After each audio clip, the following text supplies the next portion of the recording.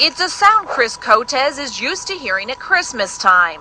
As a participant in the post office's Operation Santa Claus, Chris picks several Dear Santa letters every year.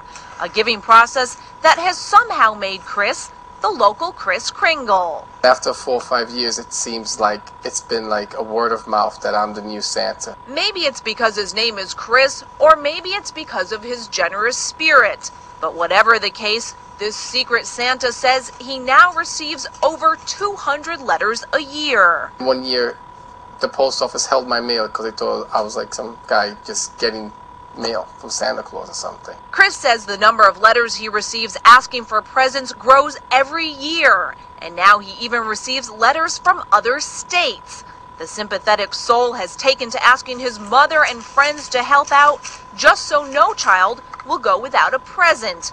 But even so, Chris says it's become more than he can handle. Maybe you could tell parents, children, neighbors to write their letters to the post office or the main P.O. box of Santa Claus, not to the residents or the nice people who do fulfill these dreams, because once someone receives so many, they might disregard them, and there'll be a lot more children not getting their gifts. The post office says if a customer wants to remain anonymous when sending a gift, they should use the return address of Operation Santa.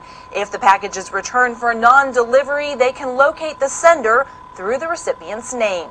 The return address for Operation Santa is James A. Farley Building, Operation Santa off the lobby, 421 8th Avenue, New York, New York, 10190.